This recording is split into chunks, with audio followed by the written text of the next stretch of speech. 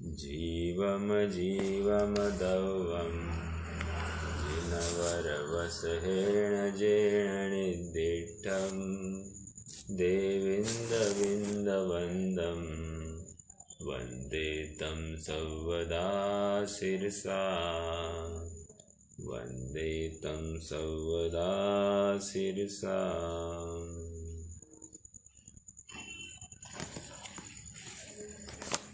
इस संसार रूपी महाअटवी से यदि इस जीव को बाहर निकलना है, पार करना है, तो एक ध्यान ही सर्वश्रेष्ठ साधन है। और उस ध्यान की सिद्धि किस प्रकार होती है, इसको नाना प्रकार से आचार्य देव ने यहाँ पर बताया। आज अपने शास्त्र का अंतिम गाथा का पाठन पठन होगा और उसका हम देखते हैं क्या है, कोई बात है क्या विशेष। वैसे तो कोई खास नहीं है। ग्रंथकार ने अपनी लघुता का परिचय यहाँ पर दिलाया है, तो उतनी बात इस गाथा में आती है। पढ़ते हैं एक बार सब गाथा और कुछ विशेष होगा तो समझेंगे। दौवसंग, हाँ, ये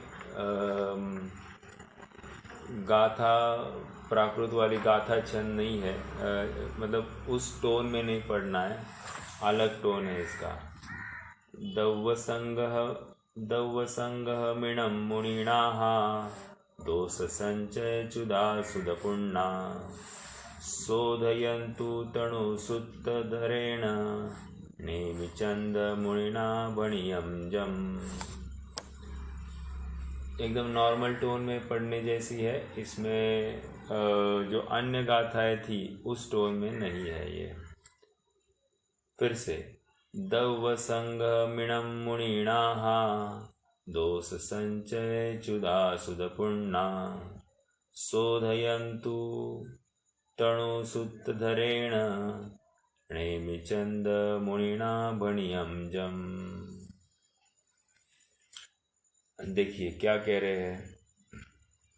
दौव संगः मीणम, दौव संगम इणम, मुनिनाः दोष संचय चुदा सुदपुण्णा शोधयन्तु तणुसुत्तधरेण नेमिचंद मुनिना बणियम जम।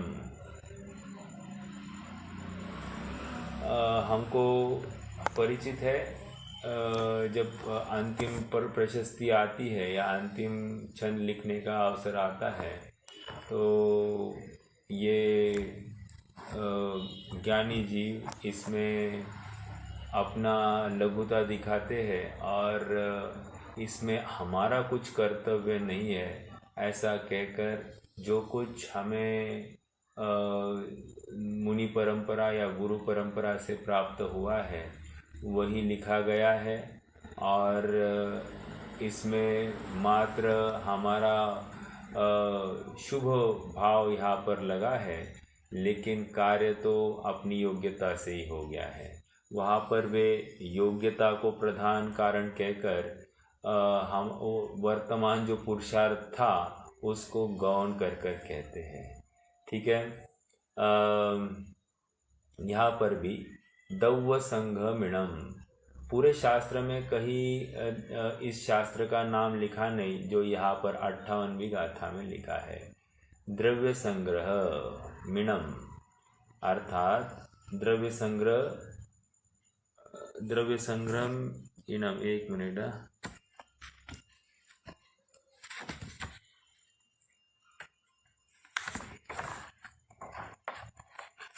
हाँ जी। द्रव्य संग्रहणम, शुद्ध बुद्ध एक स्वभाव धारक जो परमात्मा है उसको आदि से लेकर जो पुद्गल धर्म अधर्म आकाश और काल ये 6 द्रव्य है उनका जिसमें संग्रह है, ऐसे इस प्रत्यक्ष में विद्यमान द्रव्य संग्रह नामक शास्त्र को शुद्ध करे। ठीक है, तो द्रव्य संग्रह इस ग्रंथ का नाम दिया मुनिनाहा। मुनिनाहा अर्थात मुनि के नाथ, मुनियों के नाथ। दोष संचय चुदा, दोष मतलब दोष, संचय मतलब दोष के संचय से, चुदा च्युत होकर, रहित होकर, सुदपुण्णा श्रुत में परिपूर्ण, श्रुत में परिपूर्ण, शोधयन्तु, शोधयन्तु मतलब शुद्ध करे, तणु सुक्त धरेण, तणु मतलब अल्प छोटी, सुत्त मतलब श्रुत का धारी, धरेण मतलब धारी, तो अल्प श्रुत का धारी हूँ मैं। कैसे मालूम पड़ा? नेमिचंद मुनिना भणियम जम, नेमिचंद्र मुनि ने ऐसा भणियम, भणियम मतलब कथित किया है। ठीक है, तो इसका काव्य भावार्थ इस प्रकार होगा। अल्प ज्ञान के धारक मुझ नेमिचंद्र मुनि ने जो यह द्रव्य संग्रह कहा है, इसको दोष रहित और ज्ञान से परिपूर्ण ऐसे आचार्य शुद्ध करे। देखो, मतलब वो कह रहे हैं कि आप यदि इसमें कोई कमी होगी तो आप इसे शुद्ध कर कर यथार्थ करके पढ़े। ओके, ये इतनी बात। मतलब 6 डाला में क्या आया था? लघुधि तथा प्रमाद तय, शब्द अर्थ की भूल, सुधी सुधार पढ़ो सदा, जो चाहो बहुकूल। तो वहाँ पर भी वही बात आई, वे अगर इसमें कोई दोष होगा तो उसको सुधार कर पढ़ने की हमें प्रेरणा देते हैं।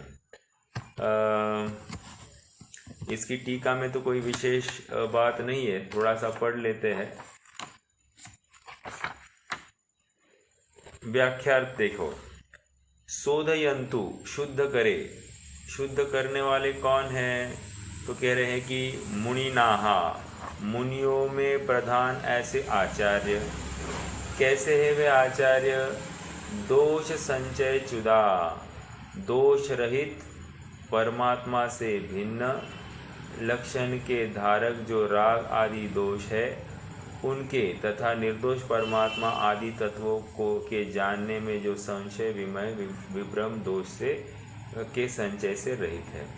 यहाँ पर दोष संचय चुदा कहकर कह रहे हैं कि जो राग द्वेष से रहित है, ऐसे आचार्य भगवान इनमें कोई भी दोष का संचय नहीं पाया जाता है। और क्या है? सुदपुण्णा, इस समय विद्यमान परमागम शास्त्र नामक जो द्रव्य श्रुत है उसके तथा उस परमागम के आधार से उत्पन्न जो निर्विकार निज आत्मा के जानने रूप भाव श्रुत है उससे परिपूर्ण है। नॉट ओनली द्रव्य श्रुत, द्रव्य श्रुत के पाठी को कोई विशेष महत्व नहीं दिया जा रहा है। जिसमें भाव श्रुत प्रकट हो गया है, ऐसे भाव श्रुत ज्ञान से युक्त जो द्रव्य श्रुत है उसकी महिमा यहाँ पर गाई जा रही है।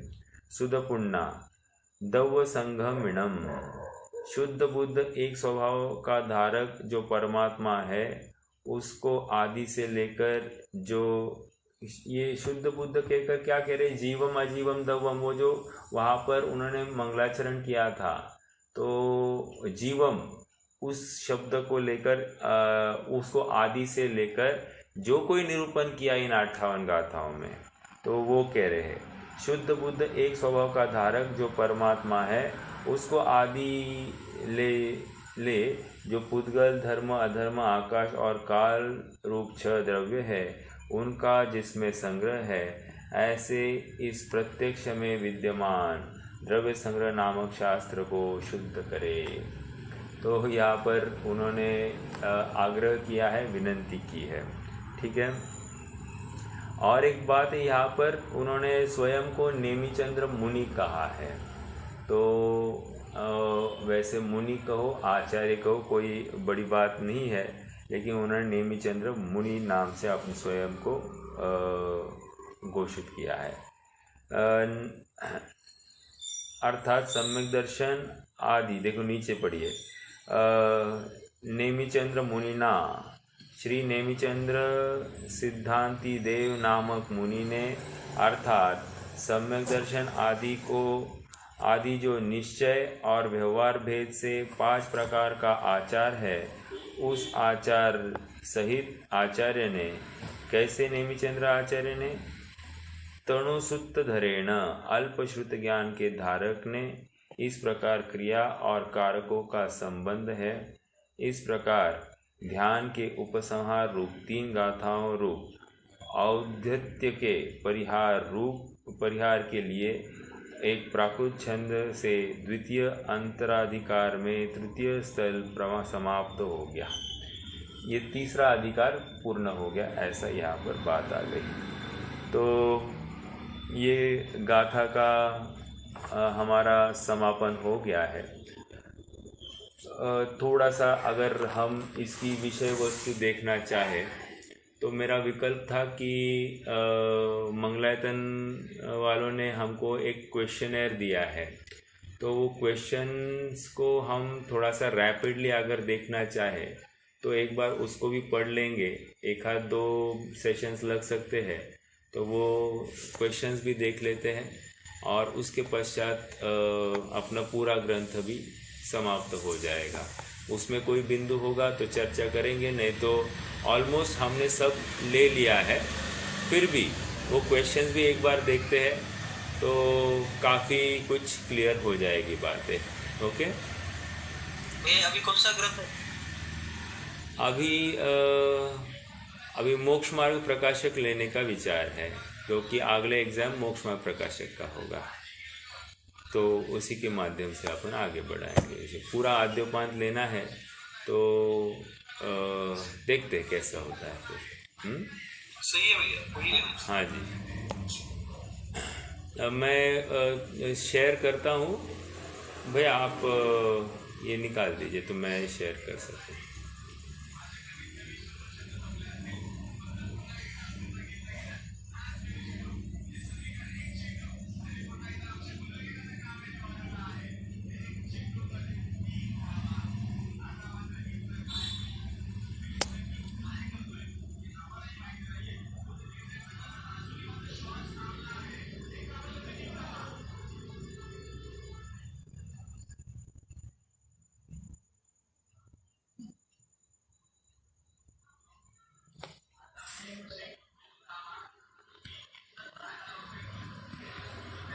दिखाई दे रहा है आपको स्क्रीन? हाँ भाई। ओके, देखिए, द्रव्य संग्रह ग्रंथ है तो प्रश्नोत्तर ये लगभग एक 50-60 क्वेश्चंस है, तो अपन रैपिडली पढ़ेंगे।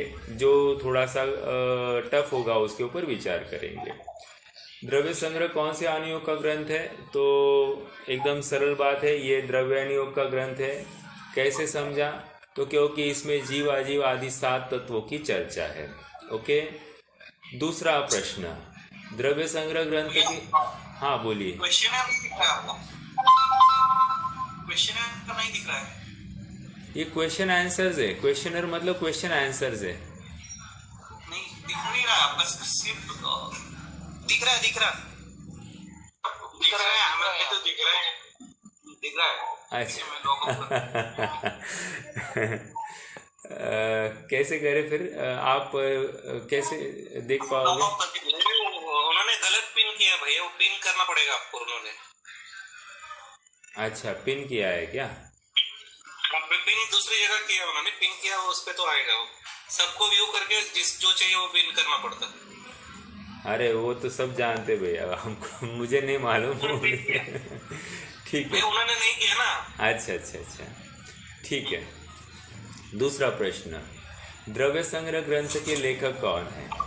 तो इस ग्रंथ के लेखक नेमिचंद्र सिद्धांति देव है। ये गोमट सार के लेखक आचार्य श्री नेमिचंद्र सिद्धांत चक्रवर्ती से ये लेखक भिन्न है। द्रव्य संग्रह नाम के कितने ग्रंथ है? तो देखिए, लघु द्रव्य संग्रह एक है और उसके बाद यह बृहद द्रव्य संग्रह ऐसा दूसरा ग्रंथ लिखा। लघु द्रव्य संग्रह में हमने देखा था 26 गाथाएं हैं और यहाँ पर 58 गाथाएं हैं। ऐसा होने पर भी वे 26 गाथा में और ये 58 गाथा दोनों में ऐसा साम्य नहीं है, वे अलग अलग है, लेकिन उसी का विस्तार ये बृहद द्रव्य संग्रह के माध्यम से दिया गया है।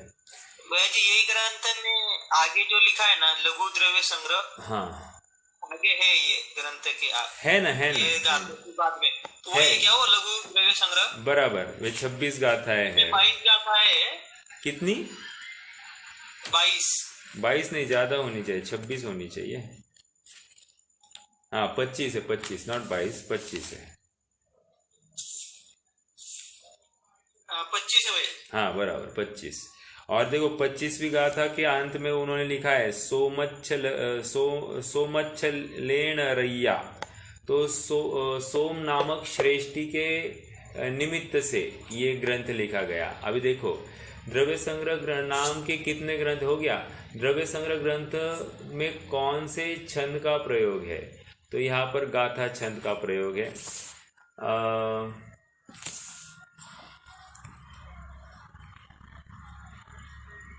द्रव्य संग्रह ग्रंथ किसके निमित्त से लिखा गया?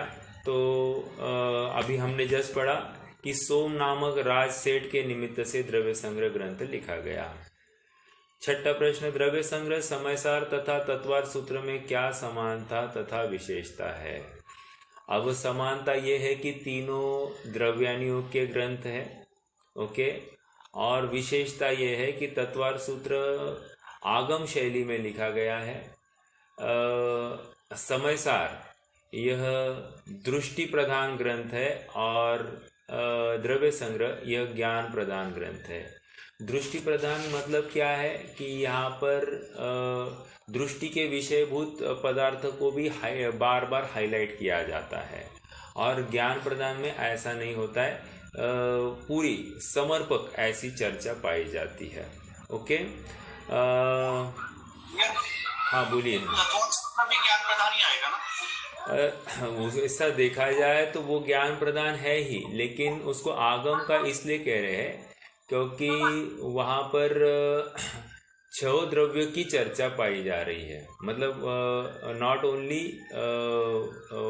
1, 5वां अध्याय जो है वहाँ पर अजीव द्रव्य के माध्यम से 5 द्रव्य की चर्चा की गई है, इसलिए उसको 6 द्रव्य की बात कही है, ठीक है। वैसे आप कहोगे फिर यहाँ पर भी वैसे ही है कि आगम शैली में ही लिखा है। बिल्कुल, यहाँ पर भी आगम शैली में लिखा है स्टार्टिंग में, लेकिन एंड में उन्होंने पूरा अध्यात्म घटित किया है, पूरा आत्मा की तरफ, आत्मा की प्राप्ति का उपाय भी बताया गया है यहाँ पर। तो वहाँ तो मात्र 7 तत्वों का निरूपण है, 6 द्रव्यों की बात है। ऐसा होते हुए भी वहाँ पर मूल बात आगम शैली अर्थात 6 द्रव्यों को दिखाकर आत्मा के ऊपर लाने की बात है। और यहाँ पर 6 द्रव्यों को दिखाया, लेकिन at the end of the ग्रंथ इन्होंने आत्मा की सिद्धि कैसे होती है उस प्रकार से बात की है, इसलिए इसको ज्ञान प्रधान शैली के माध्यम से समझा।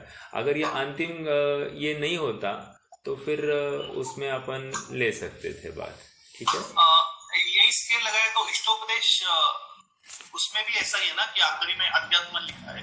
हाँ, पहले में नीति है, बाद में बराबर। इष्टोपदेश थोड़ा सा नीति परक है तो वो भी अध्यात्म का, और उसमें कुछ गाता है तो प्योर अध्यात्म की भरी है, ठीक है। तो मतलब ये कुछ ध्यान की बातें आई है वहाँ पर, या फिर न्याय नीति की बातें बहुत है उसमें, और उसके माध्यम से भरसक प्रेरणा दी है। और अंत में तो उन्होंने बिल्कुल वहाँ पर इत्यसो तत्व संग्रह ये कहकर दो तत्व है और इसमें इनका ही सब विस्तार है ऐसा कहकर वहाँ पर उन्होंने अध्यात्म की बात रखी है। ठीक है, आगे बढ़ते हैं। 7वां प्रश्न, प्रथम गाथा में व ग्रंथ के नाम में दव्वम शब्द क्यों कहा गया है? तो हमने देखा था कि द्रव्य शब्द के वस्तु के 4 नाम होते हैं। एक तो द्रव्य अपेक्षा उसे पदार्थ कहा जाता है, क्षेत्र अपेक्षा से उसको अस्तिकाय कहा जाता है, काल अपेक्षा से उसको द्रव्य कहा जाता है, और भाव अपेक्षा से उसको तत्व कहा जाता है। तो यहाँ पर पर्याय अपेक्षा की चर्चा है, काल अपेक्षा से की मुख्यता से कथन किया गया है, इसलिए उसको दव्वम ये शब्द से निरंतर चेंज होने वाली पर्यायों का ज्ञान कराया जाता है, तो इसलिए इसको दव्वम ऐसा शब्द बताया गया है। ओके, देखिए, इस ग्रंथ में काल की बहुलता से वस्तु का वर्णन है, अतः दव्वम शब्द कहा गया है। 8वां प्रश्न, क्या ग्रंथ के आदि में मंगलाचरण करना आवश्यक होता है? हाँ, आवश्यक होता है, और मंगलाचरण के 6 कारण बताए या कुछ कारण दिए। नास्तिकता का परिहार। नास्तिकता का परिहार मतलब क्या? ये चार्वाक आदि मत का परिहार करना। शिष्टाचार का पालन। शिष्टाचार मतलब हमारे इष्ट देव को याद करना, ये शिष्टाचार होता है, तो उसका पालन। थोड़ा साउंड कम आ रहा है। 1 मिनट, मैं थोड़ा साउंड कम आ रहा है। हाँ जी, मैं स्पीकर मेरा वॉल्यूम बढ़ाता हूँ। ठीक है। तीसरा पॉइंट है विशिष्ट पुण्य।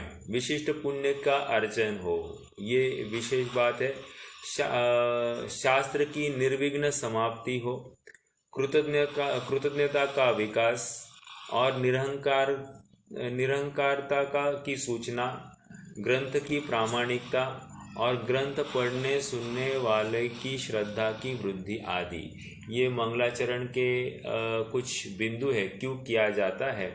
और बिल्कुल यहाँ पर मंगलाचरण करके आप थोड़ा समझना कि भावनाएं बढ़ने लगती है। जैसे आपको बताऊं, मान लीजिए हम कोई मंदिर बना रहे हैं, तो मंदिर बनाने के समय में जो शिलान्यास होता है, तो शिलान्यास के समय में सभी को एक रक्षा सूत्र बांधा जाता है, और हर किसी को थोड़ा सा कोई ना कोई एक नियम लेने के लिए प्रेरित किया जाता है। तो इससे क्या होता है कि सबकी भावनाएं उस वास्तु के निर्माण के लिए समर्पित हो जाती है, और उस भावना के तहत उसके बल स्वरूप कार्य की सिद्धि भी होती हुई दिखाई देती है। तो उसी प्रकार यहाँ पर भी मंगलाचरण के माध्यम से ये भावनाओं को बढ़ाने के लिए और इष्ट देव का स्मरण यहाँ पर किया जाता है। ठीक है, आगे बढ़ते हैं। आवाज़ आ रही है अभी ठीक से, या किसी का स्पीकर चल रहा है? स्पीकर कोई बंद करेगा तो। हमें तो आवाज आ रही है भैया, यहाँ पे रोहित का आ रही है, ठीक आ रही है। ओके, अभी ठीक है। हाँ, नहीं, स्पीकर किसी का चल रहा है। हेडफोन लगाया है। ओके, लगाया तो ठीक है। All right. इस ग्रंथ का संबंध अभिधेय तथा प्रयोजन स्पष्ट करे। हाँ, ये थोड़ी हमने की थी चर्चा। अभिधान अभिधेय संबंध थोड़ा समझाता हूँ फिर से। अभिधान होता है वाच्य, और अभिधेय होता है वाचक। व्हाट इज वाच्य और वाचक, थोड़ा सा समझाओ। जैसे मैंने कह दिया कि शब्द जो है ये वाच्य होते हैं, और उस शब्द के अर्थ या उस शब्द जिसकी ओर निर्देश करता है, ऐसा जो पदार्थ होता है उसको कहेंगे वाचक। तो अभिधान और अभिधेय संबंध और कुछ नहीं, अभिधान कहेंगे आत्मा, यह अभिधान हो गया वाच्यभूत पदार्थ या शब्द, और उसने जिसको निर्देश किया वो आत्मा रूपी वस्तु। ओके, तो ये अभिधान अभिधेय संबंध। और इसका प्रयोजन क्या है?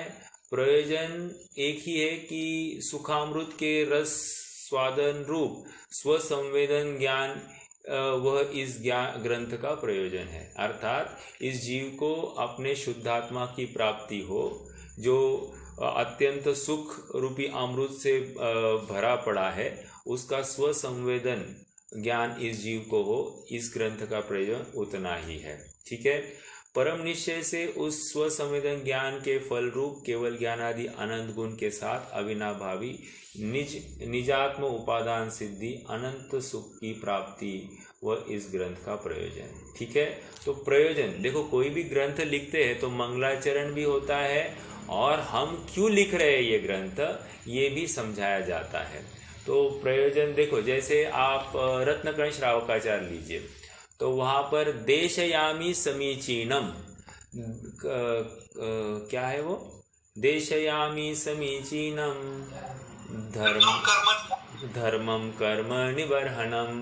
तो मैं समीचीन धर्म को बताऊंगा जो कर्म का निवारण करने में समर्थ होगा। तो ये क्या था? प्रयोजन होगा। और उससे क्या हो गया? उससे जीव को सुख की प्राप्ति हो जाती है, ऐसा वहाँ पर भी प्रयोजन दिखाई दे। तो आप देखोगे हर जगह पर प्रयोजन के बिना कोई भी कार्य किया नहीं जाता है। तो यहाँ पर भी ग्रंथ लिखने के पीछे प्रयोजन इतना है कि जो इस ग्रंथ का यथार्थ रूप से अवधारण करता है उसको उत्तम सुख की प्राप्ति हो जाती है। ठीक है।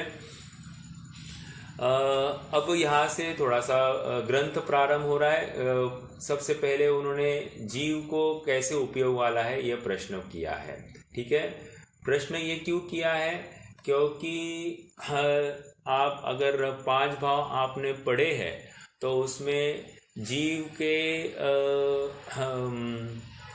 2 प्रकार के भाव बताए। एक तो क्षायक क्षमिक भाव भी बताया है और एक औदैहिक भाव बताया है। ये क्यों कह रहा हूँ? अज्ञानता की अपेक्षा से क्षायक क्षमिक भाव भी अज्ञान बताया है और एक औदैहिक अज्ञान भी बताया है। तो यहाँ पर उन्होंने प्रश्न ये खड़ा किया है कि अशुद्ध निश्चय नय से जीव कैसे उपयोग वाला है, और दूसरा प्रश्न क्या है, क्या औदैहिक अज्ञान वाला कहा जा सकता है? औदैहिक अज्ञान मतलब क्या कि अभी वर्तमान में वो ज्ञान का अंश पर्याय में प्रकट ही नहीं है। ओके। तो पहली बात तो अशुद्ध निश्चय से जीव कैसे उपयोग वाला है, तो क्षायक क्षमिक ज्ञान उपयोग और क्षायक क्षमिक दर्शन उपयोग वाला है अशुद्ध निश्चय से। क्यों? क्योंकि पर्याय से युक्त जीव की बात चल रही है। ओके। और दूसरा प्रश्न क्या कह रहे? औदैहिक अज्ञान वाला कहने में क्या तकलीफ है? अज्ञान औदैहिकता ये वो अभाव का सूचक है और अभाव के माध्यम से निरूपण नहीं चलता है, सद्भाव के माध्यम से विषय चलता है। देखो मैं पढ़ता हूँ तो अपन फिर से उसमें से कुछ अंश निकालते। अशुद्ध निश्चय नय से यह जीव क्षायक क्षमिक ज्ञान उपयोग और क्षायक क्षमिक दर्शन उपयोग वाला है।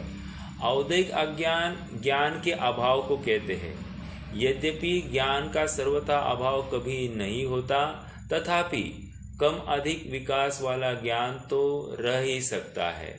सो जितने अंश में ज्ञान है वह तो क्षायक क्षमिक है, वहाँ उपयोग होता है, परंतु जितने अंश प्रकट नहीं है वह अज्ञान औदैहिक है, वहाँ उपयोग ही क्या होगा। अतः अशुद्ध निश्चय से क्षायक क्षमिक ज्ञान दर्शन उपयोग में जीव है। ये समझ में आया तर्क? औदैहिक ज्ञान उपयोग क्यों नहीं बताया? इन शॉर्ट सीधी सीधा प्रश्नकार का यह है कि आपने औदैहिक ज्ञान उपयोग जीव का क्यों नहीं बताया। तो इतना ही है कि औदैहिक अज्ञान वो ज्ञान का वो अंश है जो प्रकट ही नहीं है। तो उसकी जो प्रकट नहीं उसकी कैसे चर्चा की जा सकती है? जो प्रकट है उसकी चर्चा की जा सकती है, और वो प्रकट अंश अशुद्ध निश्चय का विषय है। शुद्ध निश्चय का विषय क्यों नहीं है, कोई बताएगा?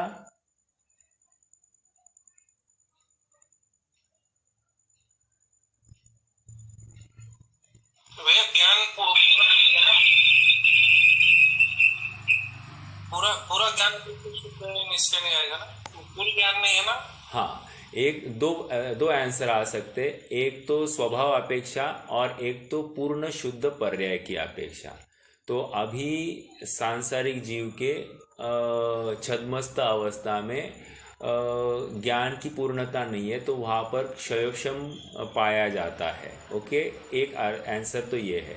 और दूसरा, ये स्वभाव की अपेक्षा चर्चा नहीं चल रही है, पर्याय से युक्त ज्ञान की चर्चा चल रही है। ठीक है, तो दो बातें यहाँ पर आई। अगला प्रश्न बढ़ते हैं। व्याख्यान काल में कौन से 5 अर्थों को सर्वत्र जानना चाहिए, उदाहरण से स्पष्ट करें। ये थोड़ा सा आप इम्पोर्टेंट बिंदु है, इसमें से कोई प्रश्न आ सकता, ऐसा मेरा मानना है। प्रश्न तो 3 प्रश्न पत्रिकाएं 3 आएगी। वो 3 प्रश्न पत्रिका के माध्यम से हमको एक तो कौन से प्रश्न आने वाले ये निश्चित हो जाएगा, उसके बाहर की कोई बात नहीं होगी, और उसमें से कोई एक पत्रिका हमको सॉल्व करनी है, और वो भी हमको बताया जाएगा कौन सी सॉल्व करनी है, वही सॉल्व करनी है। मतलब कोई एक हमारी चॉइस नहीं है, जो हमको बताएंगे वही चॉइस हम उसी चॉइस का हमको उत्तर लिखना है। ओके, व्याख्यान का काल में कौन से 5 अर्थों को सर्वत्र जानना चाहिए, उदाहरण से स्पष्ट करें। देखो, कोई भी ग्रंथ जब हम पढ़ते हैं तो उसके 5 बिंदुओं से उसकी चर्चा होती है। एक तो उसका होता है शब्दार्थ। ओके, कोई भी गाथा, जैसे जीवम अजीवम दव्वम, तो जीव अजीव दव्व ऐसे एक एक शब्द का अर्थ किया जाता है, इसको कहेंगे शब्दार्थ। ओके, दूसरा नयार्थ। नयार्थ कहकर क्या है कि जीवम ये शब्द हमने किस नय से कथन किया है। ओके, एक शब्द का किस नय से कथन किया गया है उसको कहेंगे नयार्थ। ओके, जैसे जीवम कहकर हमने उस शुद्ध जीव की चर्चा की है जो द्रव्य कर्म नौ कर्म भाव कर्म से रहित है, ऐसे जीव की चर्चा। ओके, या फिर संसारी जीव की चर्चा की है तो संसारी जीव का कौन सा नय वहां पर लग सकता है उसकी अपेक्षा लगानी। ओके, तो ये नयार्थ हो गया। अभी तीसरा बिंदु क्या है, मतार्थ। मतार्थ कहकर हमने ये जो जीवम अजीवम दव्वम ऐसा सेंटेंस लगाया है, ये कहने में हमने किसी अन्य मत का खंडन किया है क्या? तो कह रहे हाँ, हमने किया है कि और कोई अन्य मत जीव की हयाती मानते ही नहीं है, तो हमने ये सिद्ध किया कि जीव है, और जीव है इसीलिए हम जीव की चर्चा कर रहे हैं। तो जीव की पहले सिद्धि की जाती है, उसका अस्तित्व है ये पहले स्वीकार किया जाता है, उसके बाद में उसकी चर्चा हो सकती है। और ऐसा कहकर हमने जो मत ऐसा मानता है कि जीव है ही नहीं, सर्वथा नहीं है, उसका खंडन कर दिया। तो ये क्या हो गया, मतार्थ।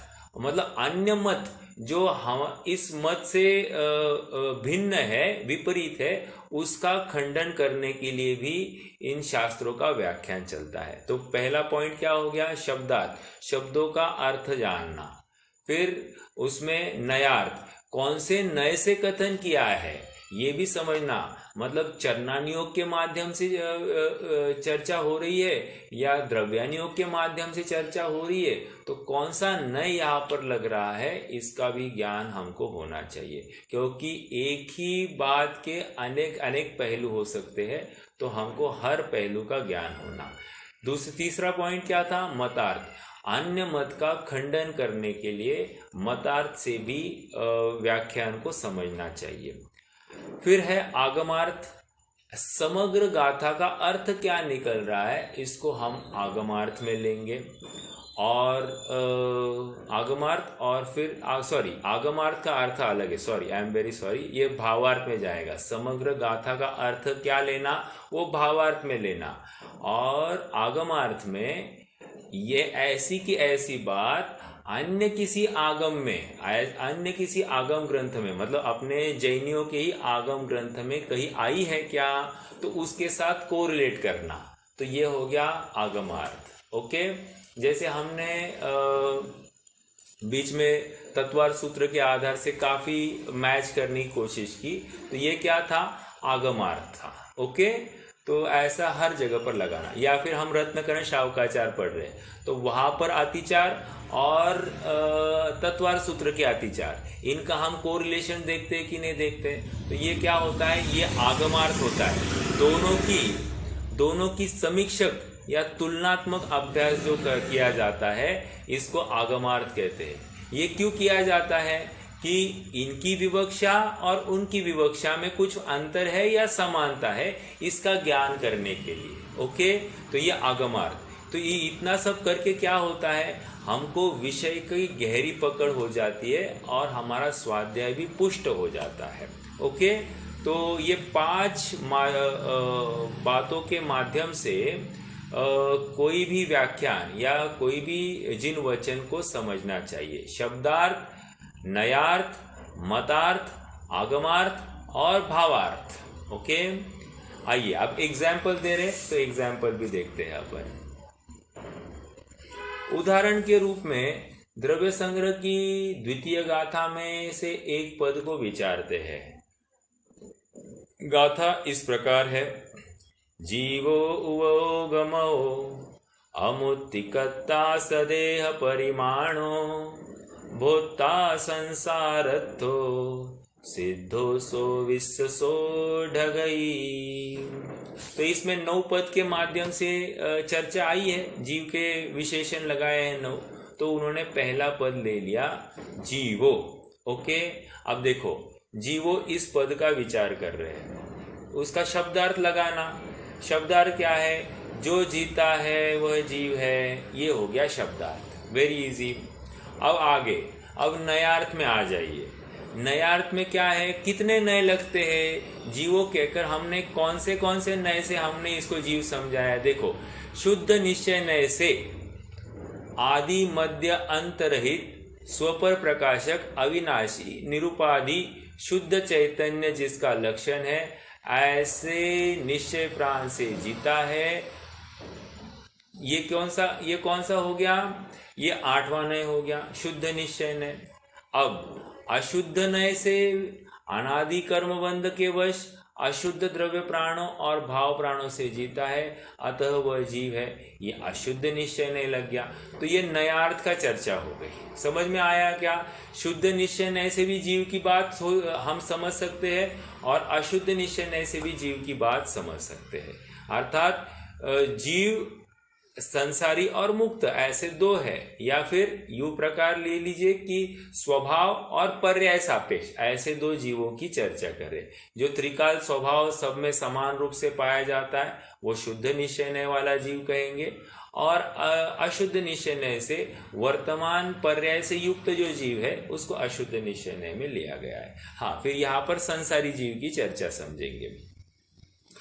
मतार्थ में क्या है, जीव है, इस कथन से जीव की सत्ता का इनकार करने वाले चार्वाक मत का खंडन हो जाता है।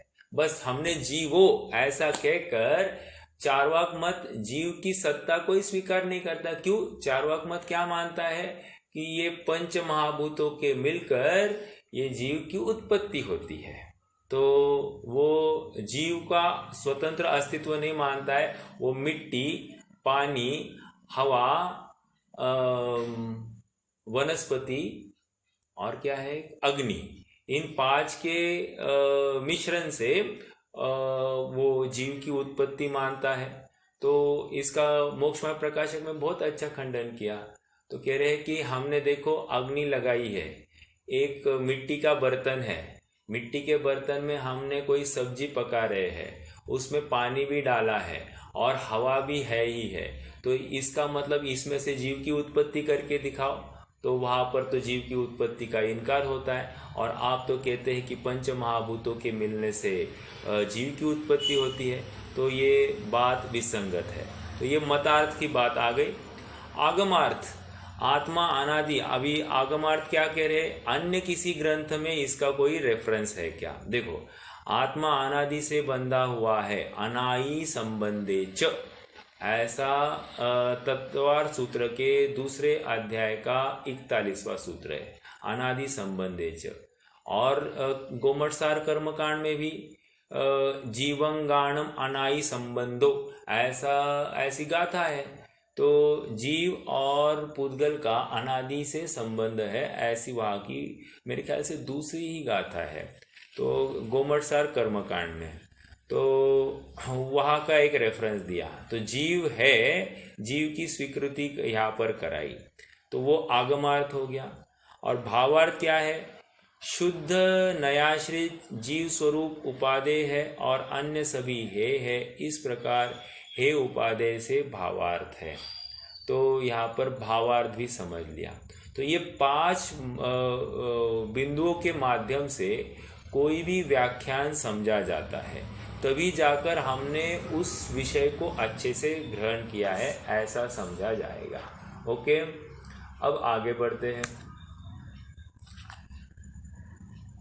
और एक एग्जाम्पल दे रहे हैं, जीव उपयोगमयी है में शब्दार्थ आदि लागू करके दिखाइए। ओके, क्योंकि गाथा क्या थी? हाँ, बोलिए सर। बोला ना। मनोज सर बोलतो. हाँ, बोला ना. या आगमार्थ आपण जेव्हा अभ्यास करतो, हाँ, मग हे सर्व ग्रंथामध्ये आपल्या तीर्थंकरांनी सांगितलेल्या उपदेशाप्रमाणेच आहे ना? हो. आगमार्थ सांगायचं मग वेगवेगळ्या ग्रंथामध्ये वेगळं का असते? मला आवाज नाही आला तुमचा. वेगळं आणि तत्वात सूत्रामध्ये एक वेगळं, हा, गोमटसारमध्ये वेगळं, असं काय येतंय? नाही, वेगळं नाहीये, शब्द वेगळे आहेत, कारण तत्वार सूत्र संस्कृत मध्ये लिहिला गेला आहे आणि गोमटसार कर्मकांड हा प्राकृत मध्ये लिहिला गेला आहे.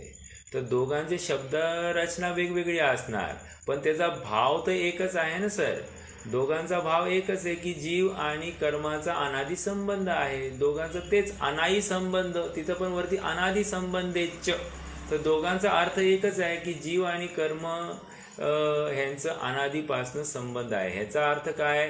जीव अनादि काळापासनं आहे, जीव को किसी ने बनाया नहीं है, ये यहाँ से हम डिराइव कर सकते हैं. तो वो सिद्धि हो गई.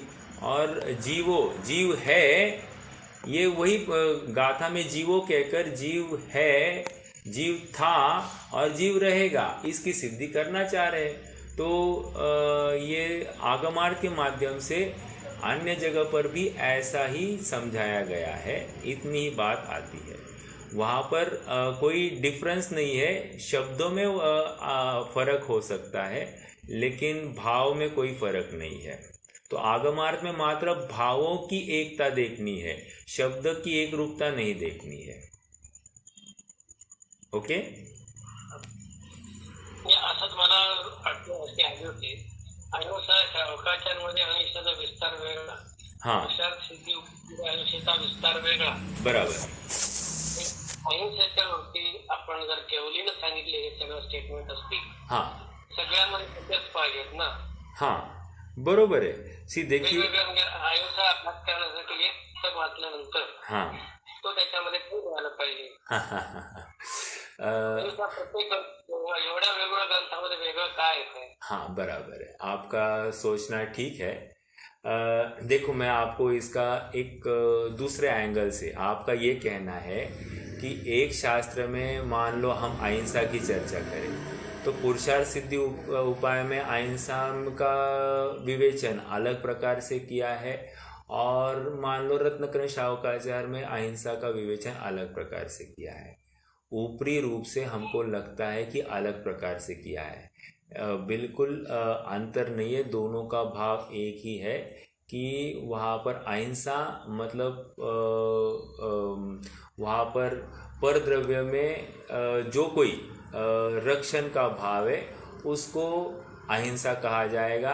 ये चरणानियोग परक शैली से रत्नकरण श्रावकाचार्य ने बताया।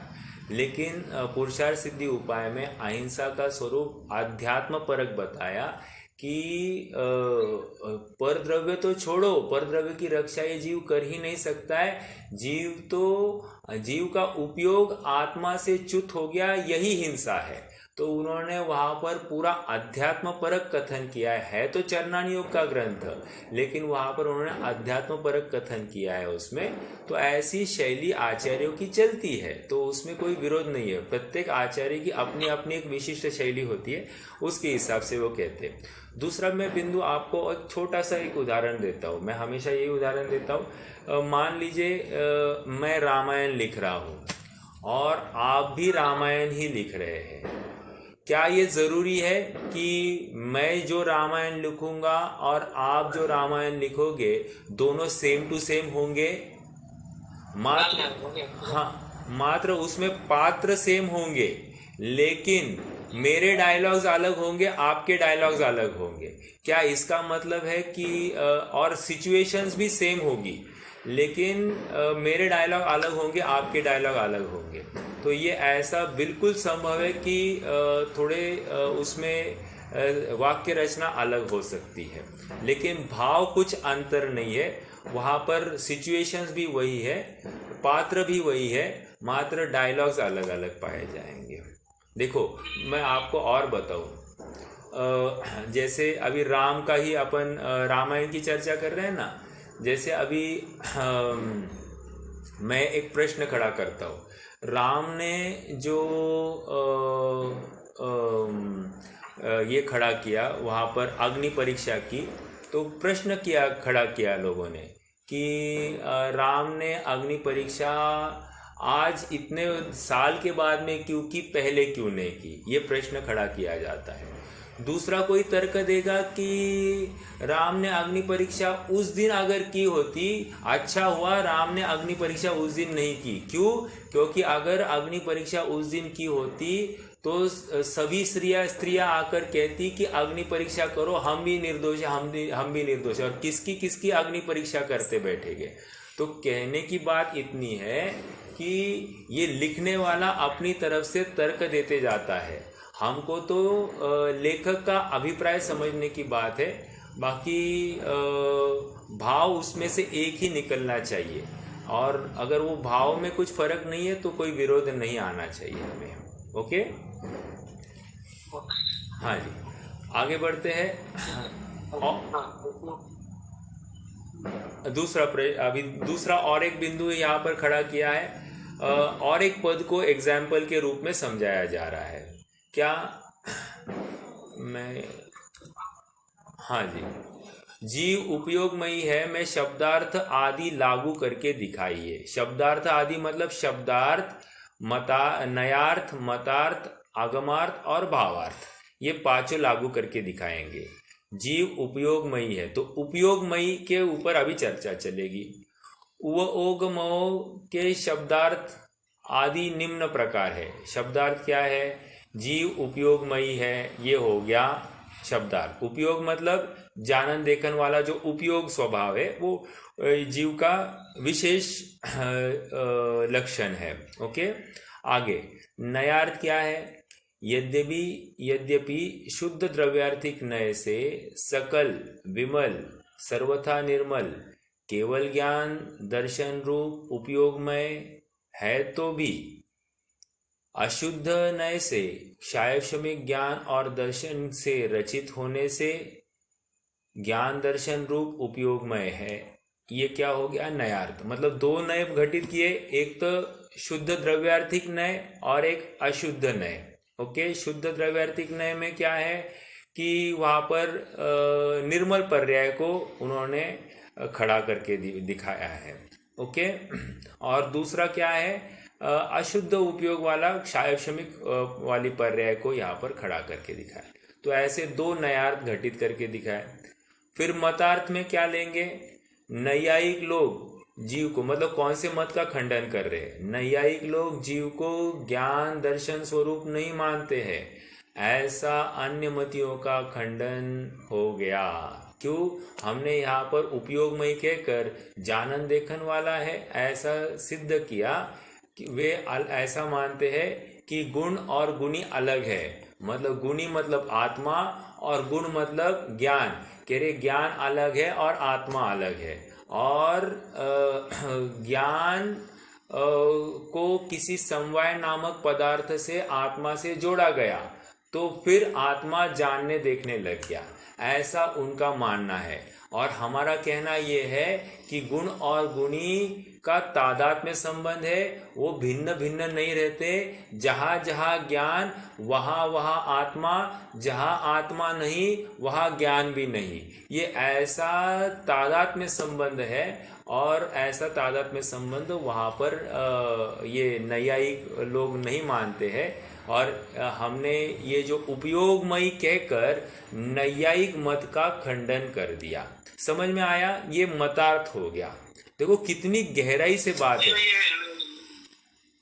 नैयायिक लोग मतलब कौन सा धर्म है? मतलब ये कौन से ये नैयायिक लोग जो है ना, ये तो सुना नहीं रहते। नहीं, नैयायिक इज ये थोड़ा बहुत सांख्य मत के ही अंतर्गत आ जाते हैं। ये सांख्य मत भी कैसे आएंगे?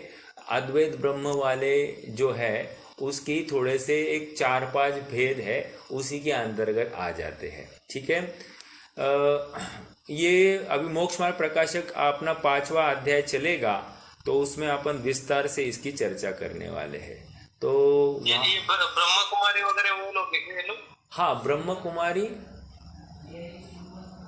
नैयायिक एक्चुअली शिव मत में आता है। शैव मत मालूम है आपको?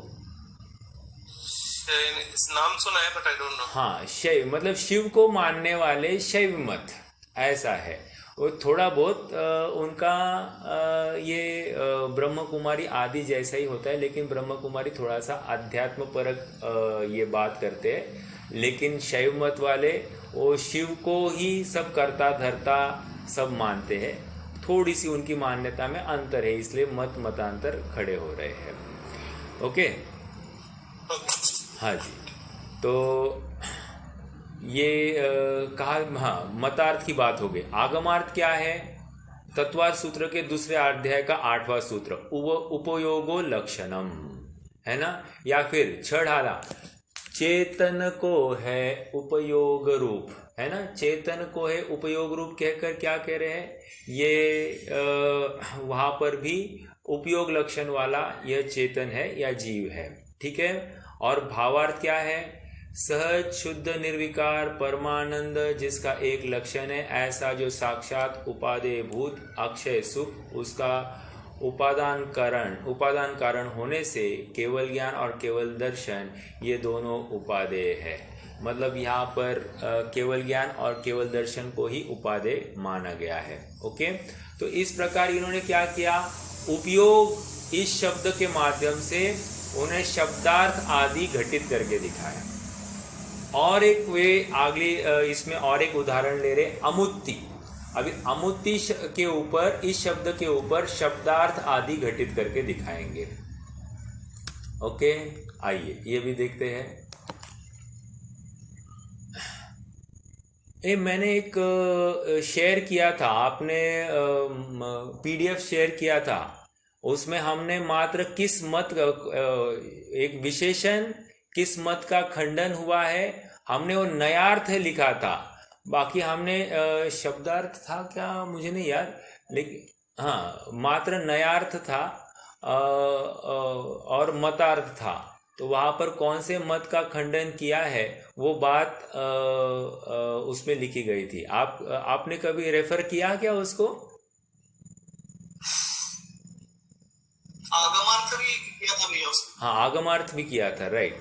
आगमार्थ किया था और नयार्थ किया था। ठीक है, तो ये उसी का रिलेटेड है। हमने उसको टैबुलर फॉर्म में लिखा है, ये थोड़ा सा एक के बाद एक है। शब्दार्थ तो इजी है, इसलिए वो ज़्यादा लिखने की ज़रूरत नहीं, और भावार्थ तो हमको जिनवाई मतलब बुक में से मिल जाएगा। तो ये वही है, वही एक्सरसाइज है ये भी। ओके, अब अमूर्ति में शब्दार्थ आदि लागू करके दिखाएं। द्रव्य संग्रह की द्वितीय गाथा इस प्रकार है, वो फिर से उन्होंने गाथा लिखी है। हाँ, अमूर्ति के शब्दार्थ का आदि निम्न प्रकार है। शब्दार्थ क्या होगा? जीव अमूर्तिक है, अर्थात स्पर्श रस गंध वर्णादि मूर्तपने से रहित है। ये क्या हो गया? शब्दार्थ। जब हम ये कह रहे कि जीव अमूर्तिक है, तो ये कहकर हम क्या कर रहे हैं? जो लोग जीव को मूर्तिक मानते हैं उसका खंडन होगा। देखो अब क्या है, नयार्थ व्यवहार से, अच्छा ये तो नयार्थ की बात है। व्यवहार से, एक मिनट, मैं पूरा ही कर दूं, हाँ बराबर, अब ठीक है। व्यवहार से मूर्त कर्म के अधीनपने से स्पर्शादि मूर्तपने से सहित है, अतः मूर्त है तो भी परमार्थ से अमूर्त अतीन्द्रिय शुद्ध बुद्ध एक स्वभाव वाला होने से अमूर्त है। तो नयार्थ के माध्यम से दो उन्होंने नए घटित किए। व्यवहार से यह रूपी है और निश्चय से यह अरूपी है। ओके, तो ऐसे दो नयार्थ घटित करके दिखाए। अब मतार्थ देखिए, जीव के अमूर्तपने की स्थापना से जीव को सर्वथा, अंडरलाइन द वर्ड सर्वथा मूर्तिक मानने वाले भट्ट तथा चार्वाक मत का खंडन हुआ। ये वे सर्वथा मूर्तिक मानते हैं जीव को, और हम कैसे मानते हैं? व्यवहार से मूर्तिक और निश्चय से अमूर्तिक, अर्थात कथनचित मूर्तिक और कथनचित अमूर्तिक। याद रखना, ये संसारी जीव की अपेक्षा कथन है। ओके, आगमार्थ, कोई ग्रंथ में जीव के अमूर्तिक पने की पुष्टि है, कई ग्रंथों में अमूर्तिक पने की पुष्टि है। जैसे समयसार की 49वीं गाथा इस प्रकार है, अरसम अरुवम गंधम अवत्तम चेदना गुणम सद्दम जान अलिंग गहनम जीवम मणिदिट्ठ संठानम। तो वहां पर कहा आया जीव मूर्तिक है या अमूर्तिक है? तो अरसम अरुवम, अरुवम, तो ठीक है। तो इसमें अधिकांश पद में जीव को अमूर्तिकत्व को सिद्ध किया है। ठीक है, अधिकांश पद में किया है, ऐसा इनका कहना है। चलो कोई बात नहीं, आगे बढ़ते हैं। और एक तत्वार्थ सूत्र का भी आधार दिया है, 5वें अध्याय का 4था सूत्र, नित्यावस्थित अन्य रूपाणी, इस प्रकार भी पुष्ट करना चाहिए। भावार्थ, जिस अमूर्त आत्मा की प्राप्ति के बिना अनादि संसार में इस जीव ने भ्रमण किया है, उसी अमूर्तिक आत्मा का मूर्त पंचेंद्रिय के विषयों के त्याग द्वारा निरंतर ध्यान करना चाहिए। ये भावार्थ की बात है। ओके, तो इस प्रकार एक शब्द के ऊपर शब्दार्थ, नयार्थ, मतार्थ, आगमार्थ और भावार्थ ऐसा घटित करके हम उस कथन पद्धति को समझ सकते हैं। फिर हमको कोई शंका नहीं होगी। जब हमने नयार्थ कह दिया तो इस नए से ऐसा, उस नए से वैसा, तो दोनों नए हमारे क्लियर है। तो इसलिए हमको आचार्य के कथन में कोई भी डाउट खड़ा नहीं होता है। जैसे अभी बताया ना, सर ने प्रश्न पूछा था अहिंसा के अलग अलग विवेचन क्या है, वहां पर नए भेद है। एक नए वहां पर चरणानुयोग सापेक्ष, वहां पर व्यवहार से कथन किया जाता है, और एक जगह पर निश्चय सापेक्ष कथन किया जाता है। तो ऐसा भेद हो सकता है। मुकेश भैया, आपने एक बार मुझे निश्चय व्यवहार की बात कही थी, तो वो बात बिल्कुल सही थी। मैं याद नहीं है किस में कहा था आपने, लेकिन कहा था। तो वहाँ पर दो प्रकार के कथन होते हैं। जहाँ पर चरणानुयोग सापेक्ष कथन होता है तो उसको तो निश्चित अपने को व्यवहार सापेक्ष कथन लेना, और एक द्रव्यानुयोग सापेक्ष कथन होगा तो वहाँ पर निश्चय सापेक्ष कथन लेना। ये इतना अर्थ समझना वहाँ पर।